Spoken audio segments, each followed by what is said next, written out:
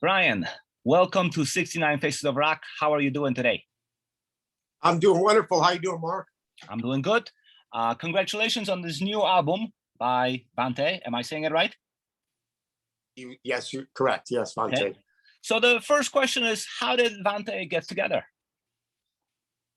Well, Scott McClellan, a guitar player, and myself, actually, it all came about through Cyclone Temple. Because we started talking, because he was friends with Greg, and we started talking about material and possibly doing a song together. So we did. This was quite a few years ago, and we wrote the song, which is track 1 off the album, Why Is It So Cold? And I heard right away, man, I heard the melodies and everything. I love the beat and the chuggingness of it. So 2 days later, I sent him like a pre-production version back, and he was driving, and he said, man, you blew my socks off. So at that point we said, well, why don't we write some more? And then we wrote the song I Stand. And then it kind of got shelved for like 2 years because he was working on the Thorns album with Tony Martin from Black Sabbath, and I was finishing up the Elliott Waits for No One album with my wife. So once we kind of got to the tail end of those 2 projects, we said, hey man, let's revisit this and start writing again. So we did, and then, you know, it just kind of snowballed from there. We wrote a couple more, and then we were like, hey, let's just put a whole album out. Then it was going to be 8 songs, then it was going to be 10, and it ended up being 14 because we were writing and we couldn't turn the spigot off, you know. It was like just kind of pouring out. So that's basically how it happened. And then we got Rev Jones involved from Michael Schenker Group and Steelheart.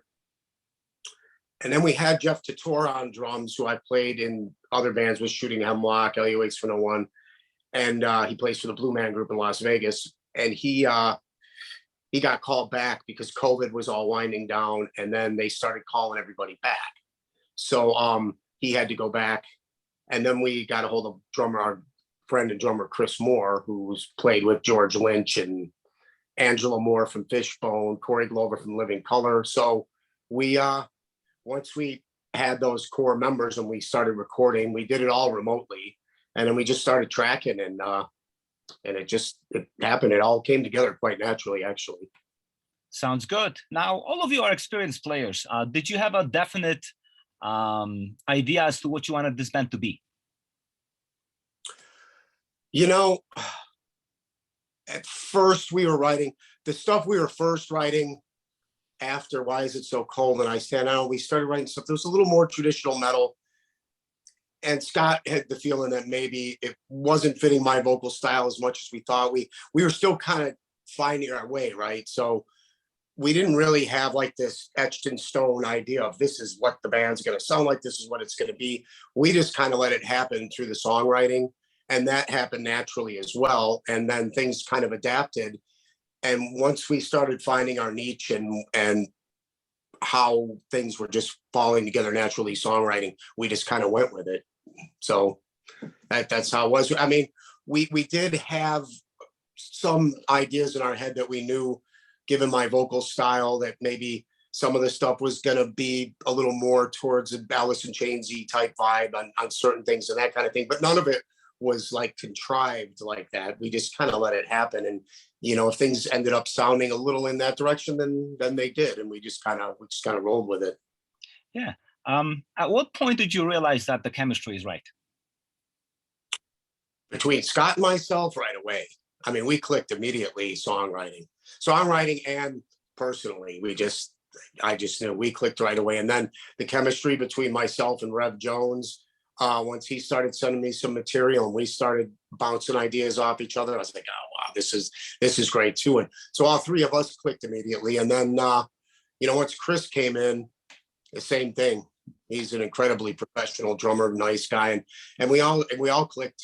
It was kind of immediately. So why the name Vante? Is there a special meaning behind it?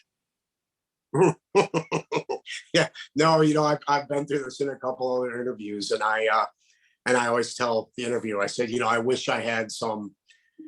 Well, I don't wish, but I mean, you know, a lot of bands have these stories that are, they're very deep and as to what the meaning of the name is and this and that. And I just don't have one of those stories because funny enough, the second song we wrote, I Stand, there's an intro part that fades in, and Scott and I were texting, and he said something like, that's kind of weird, you know, it's weird you picked that song. He goes, the intro of that reminds me of a vampire movie. And I think I texted him back something like, I want to suck your blood, blah, blah, blah. And we both were laughing. And then he said, Vante is a cool word, you know, I want to suck your blood. And I said, you know, and I laughed, and then I went, God, you know what? Because I did know one thing, that if we were trying to come up with a name, we didn't want to force anything. And I knew I wanted something short, like one word, short, to the point, something people would remember right away. And so we were like, oh, Vante, cool, sure, surely to God, there's nobody has that name. Well, I did a name search, and there was one artist in the UK that had it for his band because it's his last name. And I was like, man, so then I said, well, what if we put an E at the end? And there are a lot of those in the hip hop realm, but I did a search and I secured the name with the Greek alphabet E. And then we just kind of were like, well, you know, it is kind of a common thing, but at the same time, it seemed to be the right thing. And we just kind of said, Vonte. We went, Vonte. It kind of just rolled off our tongues. Vonte, Vonte, Vonte. And I said, that's it, man. And that's really the story behind it. There's like no deep inner meaning or anything, but it worked. So we went with it. That's actually a really good story, believe it or not. And it does have this French touch to it with the E. It kind of does. Right? Yeah. Very European. Right? Yep. So how did Dark Star Records hear of you? Vante. No. Go ahead. I'm sorry. No, you make me laugh right now. So how did Dark Star Records hear of you? Well, I've been with Dark Star for quite a while. Shooting Hemlock came out on Dark Star. That's when I first touched, because I've known Jeff Swanson and Lloyd Freeze for years, and actually it was I had found out there was like some re-release of the old Hammer-On stuff, and I was like, I had no clue that it was happening. So I decided I was kind of like, the heck is this, you know, da da da. So I call the Dark Star Records and I leave a message, and I get the phone call back right away. He goes, it's Lloyd, Brian. He goes, you've known me for years. I said, oh, no way. So I said, I'm in this new thing called Shooting Hemlock, which was with Jeff Tatora, and that was Joey Belladonna from Anthrax's solo band. It was called Belladonna, right? So Joey was going back to Anthrax, and then the manager, Brad Keene out in Boston, called me. Actually, God, I believe it was Charlie from Aftermath that hooked that whole thing up for me somehow. I believe so, because he hooked me up with Dave Chastain, who hooked me up with Joe Stump. And then that's how that whole thing happened. And I got called out there for that. And Brad started flying me back and forth from Chicago to Boston. I mean, all expenses paid, hotels, meals, bar tabs, everything. It's really quite wild. So we recorded those albums, and then I put those on Dark Star.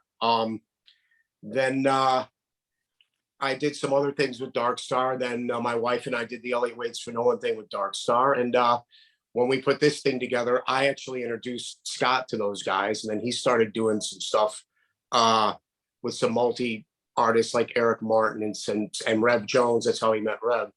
And then he did the Tony Martin thing, which they also were putting out. So it all kind of, it had a good synergy. And I said, well, I see no reason to not put this out on Dark Star, because they have a really great distribution, the Orchard platform and the Sony Universal Music Group platforms. It's really great. So here we are. The album is out there, so they're doing good things. Oh yeah, most definitely. What are your songs stylistically like? Well, I was going to say, radio promo wise, everything's going really great. As a matter of fact, yesterday I found out that, and we just put out a thing today, that now it went from 40 to number 32 on the Billboard mainstream rock indicator chart. So it just keeps climbing. So, and we keep getting more ads on different stations. Stylistically, Scott also played for Cemetery Gates and Domination, a really great Pantera tribute. So he's got the Dimebag thing, like he's got that. He's got some like Ozzy influence. I can hear Zakk Wylde in his playing. I hear a lot of his influences, but he's got a great heavy-handed, great right hand, very creative, and so that kind of fit for me. My styles are all over the board. I mean, I started young, at a young age, in theater and singing jazz, blues, and soul music. And matter of fact, that's one of the things that got me hired in Cyclone Temple. Funny quick story with that was I show up to the rehearsal, Greg, I'm supposed to I had all this material learned, and the guys are all ready for me to try out, with like all these different songs. Greg says, "Man, I just want to hear something a cappella." And I said, "Oh, well, what?" He's like, "Just anything." The other guys are looking at him like, "What?" He's giving him like the hand sign, like, "Hey, just shut up," right? And so I think I sang like some a cappella, something from like Otis Redding for like 20 seconds, and he was like, "You're in." And the other guys, "Wait, was it?" He said, "Yes, this is exactly what I'm looking for. I need someone who can sing back my ideas, and who can communicate, and who actually can carry melodies and be heavy at the same time," and da. And then we started running through the songs, and man, we all knew right away that was just like, oh man. Anyway, I'm kind of straying off. I keep reading a lot of the posts that Greg has been, putting up over the last few years, and I keep telling him, you have a book in you. Oh, he does. He most definitely does. Yes, absolutely. Yeah, and yes, for sure. But wait, where we got so far? We were talking about style. So stylistically for me, yeah, I mean, at an early age, Ronnie James Dio, big time. I loved him. Ian Gillan, Deep Purple, all those older class, those kind of hard rock metal bands from that era, 70s, early 80s. Testament, Anthrax, John Bush, big time for me. And I tend to approach everything different, I think, than a lot of singers in the genre. It's just kind of not something I do on purpose. It just kind of happens, probably because of my background. So everything seems to get a little more of a soulful approach. Doug Penning from King's X, another big one. I mean, I could name a million singers off it. So for me, I pull from all kinds of different influences. Rev Jones, he does a lot of that over the neck tap. He does a lot of tapping stuff and everything, but he played with Schenker for over 10 years, and he was with Steelheart. He's got a lot of influences too. He even played with Leslie West from Mountain for a few years. So and both of us have that kind of blues rock thing going on too. So, we have the metal influence, we have the thrash influence, we have the soul influence, the 70s rock influence kind of.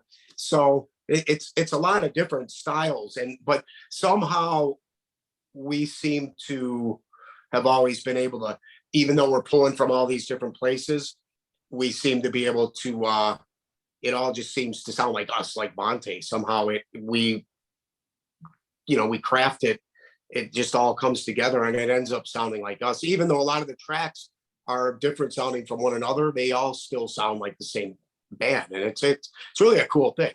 Yeah. How about lyrically? What are you singing about now these days? Man, I touch on all kinds of different stuff lyrically. Most of my lyrics, I mean, I tend to speak in very metaphorical terms in most of my stuff, but a lot of it's, if not most of it, very personal to me, or certain experiences that I've experienced personally, or situations, some good, some really bad. So, but yeah, and Scott wrote, he really wrote one on the album Thunder and Rain. And then we've got a couple new ones where he just wrote some lyrics too also, but most of it is very true to life kind of stuff. Mm-hmm. When you were recording the album, oh, sorry. Was there anything? I'm more of a true to life guy. I don't like, yeah. So when you were recording the album, what objectives did you have in mind? Well, at first it was just, hey, let's write a couple of great tunes, you know what I mean? And then once we decided to write the album, we said, well, are we planning on touring with this? Are we planning on, and then we both, Scott and I both decided, hey, let's just take it one step at a time, right? We were gonna, let's get all the material together. Let's see what it's like. And then, you know, once we mix it and master it, we'll have a much better idea of where we want to go with it. It was very clear to us as we progressed through the album that, hey, we could really have something here. So then we started talking about, okay, once we're done, I started talking to the label about promotion. We hired the marketing guy. And then, you know, the touring thing and the live shows were still kind of something we were saying, well, let's see how the album does. And then that can determine what we're doing. I just had a conversation with Rev right before he left for Europe. He's over there with George Thorogood right now. Matter of fact, I think last night they played with the Scorpions. So, he had said, hey, if this keeps going the way it's going, man, I said, you read my mind, and we need to do live gigs. So he was talking about, we were talking about, you know, going, up maybe New York, down south, maybe Florida. We had a couple of dates in Chicago. He had mentioned the Arcada Theater and a place called the Vixen, a new place in McHenry. Maybe something down at the Forge in the Joliet area. Then he was talking about out west. I was talking to Ralph Rasmussen about someplace in Sacramento, and then Rev said he could get us in at the Whiskey in LA. And then of course there's Vegas, because Jeff is good friends with Danny from Counting Cars, and he owns that club, Counts Vamped, out there. We could probably do a date there too. And I have a feeling if we start getting those all together, plus I just got this new attorney who's really great, and he's going to be hooking us up with some stuff. So I think once we start planning dates, things are going to start to fall into place, and other dates will start to manifest as well. Hopefully I was going to ask you about touring, but it looks like you have a lot of things in place already. And that's great. Now, the album's been out for a while now, plugging it in. What feedback are you getting? It's all phenomenal feedback. It really is. Yeah.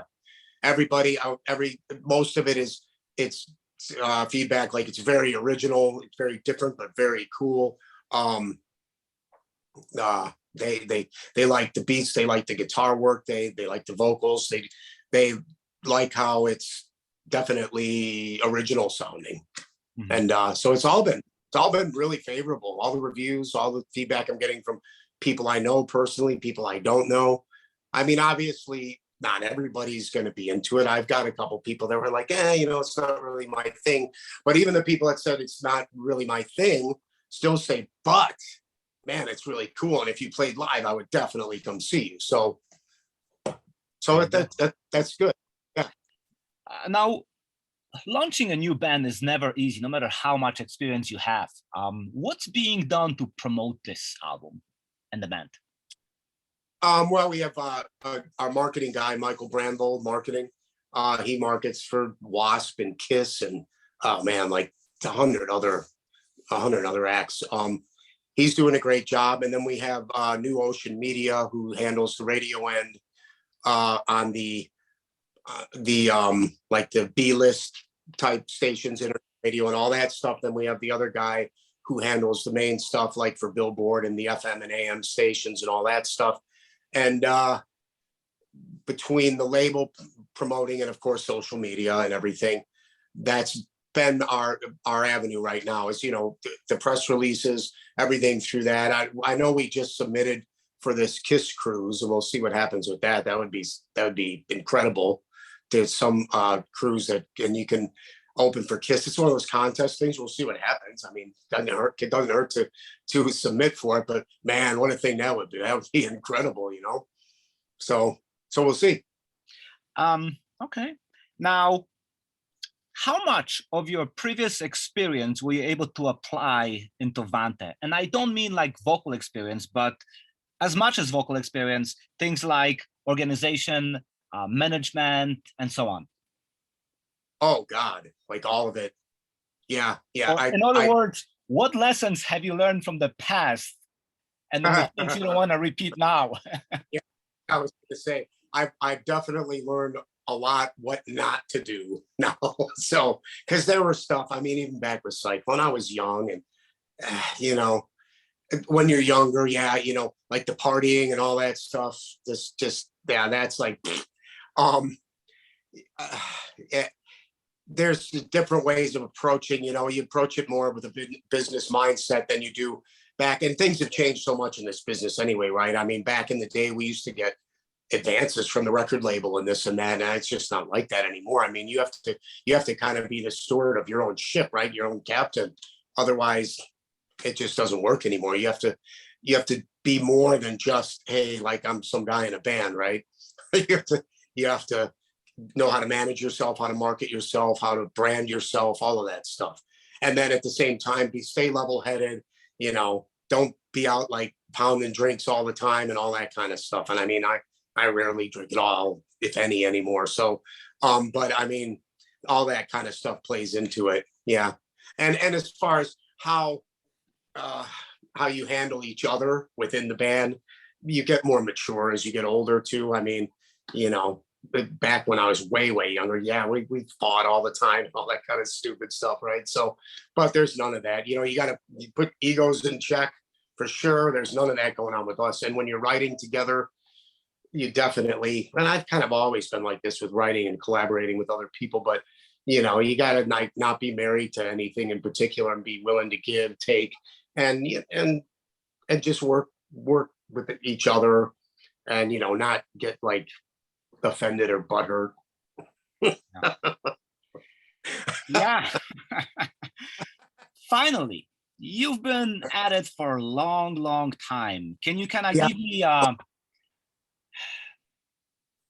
little story about all the bands you have been part of? Well, I mean, I think I was in my first real band when I was like 14. And I remember, and then I turned 15. I remember playing the club Haymakers. That was one of the bigger clubs way back then. And we opened for Paradox. and it was packed. Place held like 1,000 people. Man, I was crapping in my pants. I was up there like, ah. And so that band was actually called Taz. And then Glenn Dobbs from Paradox kind of took me under his wing. And then I got called from, I think it was Danny Vega from Hammer On, and they wanted me to come try out. I think I was like 19 or something at the time. And they had the rehearsal spot at the old Ranger Records on Cicero in Oak Park. And so I went down there and tried out. And at that time, I was so into Maiden. You asked about influences. How could I forget about Bruce Dickinson? My God, I wanted to be Bruce Dickinson back then so bad. And I think the first song I tried out with was Remember Tomorrow by Iron Maiden. And I nailed it, like, just so much. They were all like, oh, wow. I could tell they didn't want to act like they were too excited. Like, well, we got to do a few more songs, you know, and go through the motions. And they were doing a cover version of Cross-Eyed Mary. I had assumed they wanted me to sing it like Bruce. So I went in there like, what be a poor man? You know, I was like, and Pete Pagonis, the drummer at the time, was like, well, that's, he goes, that was great, but you know, we wanted you to sing it like Ian Anderson. I'm like, okay, well, I could do that. And I'm thinking to myself, thank God, that's way easier for me because it's down here. So, so I got that gig, and Hammer On, we went on to do a lot of stuff. I mean, we put Nothing to Do But Rock out, and then of course Pete left to go to Damien Thorne, and at that point Jeff Ward came on to the band. God, I miss him. Jeff came into the band, and we recorded the album Nothing to Do But Rock. We got some really big shows, like we did the MTV Halloween Horror Show with backing up Motley Crue with the Limelight. That was an incredible experience at that age. I mean, I was just like, wow. And we hung out with them, and it was incredible. So after Hammer On, finally disbanded. I think it was around 89. It was the last show we did. I think it was at the Vic Theater. Jeff ended up going to like the Dead Kennedys, and then he hooked up with Al Jorgensen and joined Ministry, and then Nine Inch Nails, and then he was touring Lollapalooza with them before his subsequent suicide. So when he came back. So after that, that is when right at the tail end of that, and when he left to go with them, I got the call to try out for Snow White. And then that all happened. And then we went to California.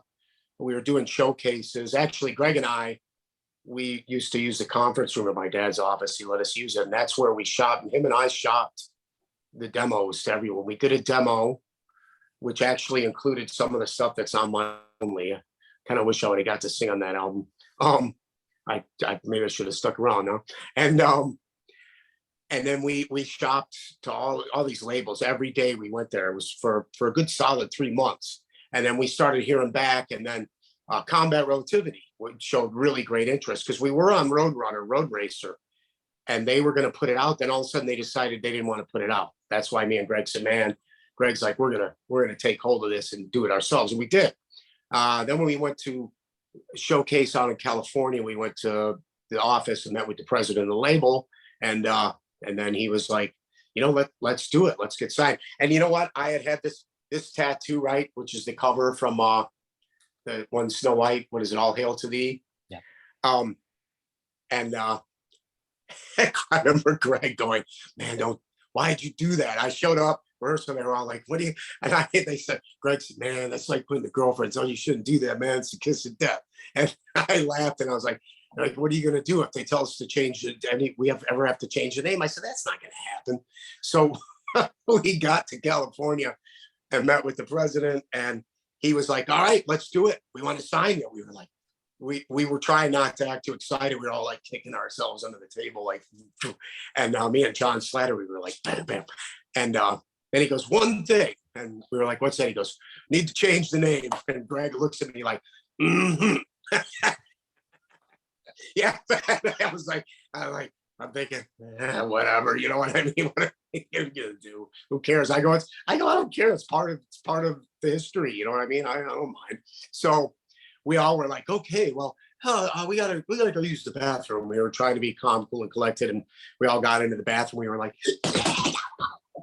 you know, fist bumps, yeah. So that was quite exciting. So Cyclone Temple, you know, things happen with that. Like, I mean, the grunge scene was kind of taken over, right? And the thrash metal was kind of starting to wean a bit, and that was kind of taken over. And it wasn't just that. I mean, and at that very time, Jim Welsh, the label manager, got let go, and they like cleaned house. When they let him go, all the bands that he signed went with him. And we had just been on tour with like Forbidden, I think, and Obituary, Napalm Death, Godflesh. That was like right towards the tail end, and that was an awesome tour.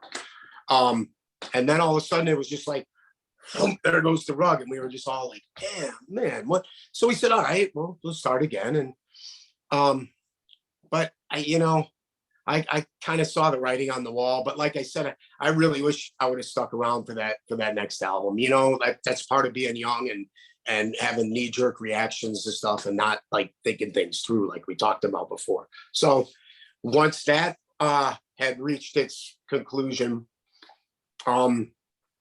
that's when I got the call for the Joey Belladonna thing, and to take Joey's spot in the band that was out there. And it was Jeff Tatora, and that was before he even joined the Blue Man Group. As a matter of fact, he almost was the drummer in Korn. Had had the drummer not decided to leave and then come back, Jeff had the gig. So then Shooting Hemlock, we did those two. We did Big Green Monster and Colors Spackled Empty. Those were both released. Very cool albums. I mean, and then I actually did an album with the guitar player, Joe Stump, who was a neoclassical Yngwie type player, quite incredible. We were roommates in Boston for a couple of years. And then I sang on an album called Joe Stump's Reign of Terror, Second Coming. After that, there was a little hiatus for me. I kind of stepped away for a little bit. And then I started a soul band with a horn section. And that was great. I loved it. It was called Stuff Soul. But then I was getting the itch, you know, to play rock again.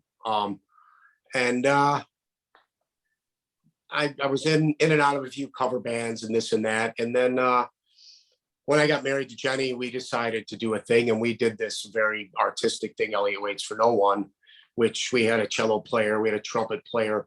It was a combination of grunge and rock and punk and ska and jazz, blues, dark folk music, a lot of acoustic stuff, stuff that resembles more like Tom Waits and stuff like that. And then she sings, I sing, I play guitar, I play bass. I mean, it was really a cool thing because I'm multi-instrumental. I play keys, I play bass, I play guitar, I play acoustic, I play mandolin. I mean, just about any instrument I pick up, usually I can play. So that was great. We put an album out.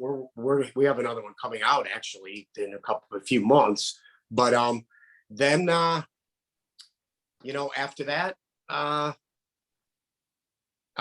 met Scott. We started writing, and then we find ourselves where we're at right now here. And I'm extremely happy with where this project ended up and what it's doing and how the album turned out. The production was great. Our co-producer, I produced it along with Jabin Pinnell at Vibe House Productions, place in Rockford, Illinois.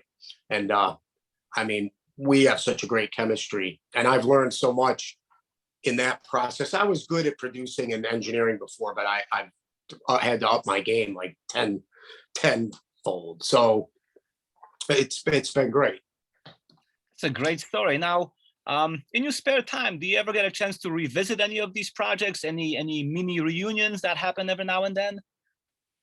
Well, you know, Hammer-On's supposed to possibly do. We've been talking about a reunion for the last year, but until a couple of the guys want to get serious about the rehearsal schedule, that's not going to happen. Because I told them, I said, look, if we do it, we have to sound better than we did before. I mean, there's nothing worse than going to see a reunion and watching like somebody get up there like looking all old and fat and stinking up the joint. It's not it's not a pretty thing.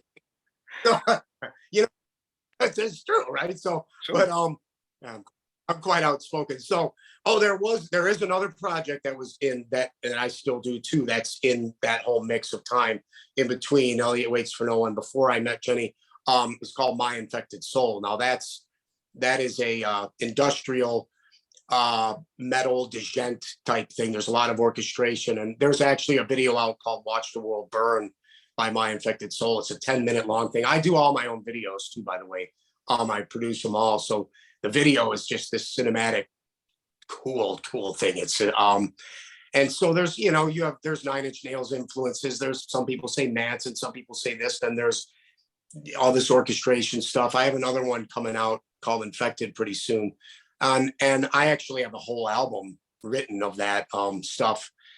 And a lot of it was so personal and kind of very painful memories. It was hard for me to keep on. I had to step away from it for a while. So I decided to do one track at a time and then just release one at a time until we got to the very end. And then I was thinking I would release like a lyric booklet and some other type of stuff. So that's ongoing too. I really have 3 things going on at once right now that constantly, and I'm talking about maybe doing another thing. I don't know. I must be insane, but you must have a lot of time on your hands. Well, no, well, it's not. I mean, I made a lot of smart investments early on that brought me to the place where I'm at, where I have the time to do this stuff. So, you know, hey, I'm doing what I love to do and enjoying life. I mean, it's kind of the place where everyone wants to get to, right? So, and not only that, I mean, I only have one speed. Ask anyone who knows me. I mean, listen how much I've been talking this whole time. So yeah. I have one, like, that's like 100% balls out all the time, unless I'm sick or something, which is. Since you're wearing a Second Temple shirt, any chance of ever revisiting that band? Man, I would do it in a heartbeat. I would do, like, even if it was one big one-off reunion, just one big show, you know. I know if we planned one in Chicago, it would be packed, you know. But you know, I understand Greg has moved on musically. I've moved on musically too. I play a lot of acoustic stuff. We're doing an art show up here in Door County where we live at this art festival. That's all acoustic and stuff, and we'll have a cello and all our stuff, and it's really cool. I love being able to do all these different genres, and it keeps things interesting, you know, for me. So, but Cyclone, yeah, I understand why Greg doesn't want to. And he had some health issues as of late too. But if he ever gave the okay and said, "Hey, let's do it," I would do it. Absolutely. I keep telling them, if you ever do it on your own terms. Right. That's what I'm saying. I mean, we could set up a merch booth and everything. We do it on our own terms. Greg could do it any way he wants. I don't care. I mean, and I would if just it's be not like, meant to be, you still did good. Right, exactly. Yeah, the shirt though. Hey, while we're talking about this, I want to give a shout out to Bimo from Undying Music. He sent me this from Indonesia. So this shirt came from all the way on the other side of the globe, right? They're really cool. These are better than the ones we had when we were on tour. Look, even the back, check it out. That's the Cyclone dude on. It's pretty cool. That is awesome. Even sent me these cool stickers too. I'm gonna slap one on my case, one on my guitar. So yeah, Undying Music, Bimo, thanks. And also a shout out to Greg, man. Love you, brother. Scott and John Slattery and all the Snow White Cyclone Temple fans around the globe, which there are a lot of. I'm like, does my heart good, proud. I see all these young fans, these young kids. I'm like 17 years old that are coming up and they're putting out videos covering the songs and stuff. There's this one bass player, Blake the Kid, that I'm friends with on Instagram, and he just put out a thing playing "I Hate Therefore I Am" bass to it. And he's an incredible bass player. I'm like, and I said, man, it's so cool to see a whole new generation of fans keeping Cyclone Temple alive. It's like, wow, you know. Outstanding. Well, thank you for speaking to me, and once again, good luck with Vante. That's right. You can go. We're on Instagram, Twitter, Facebook.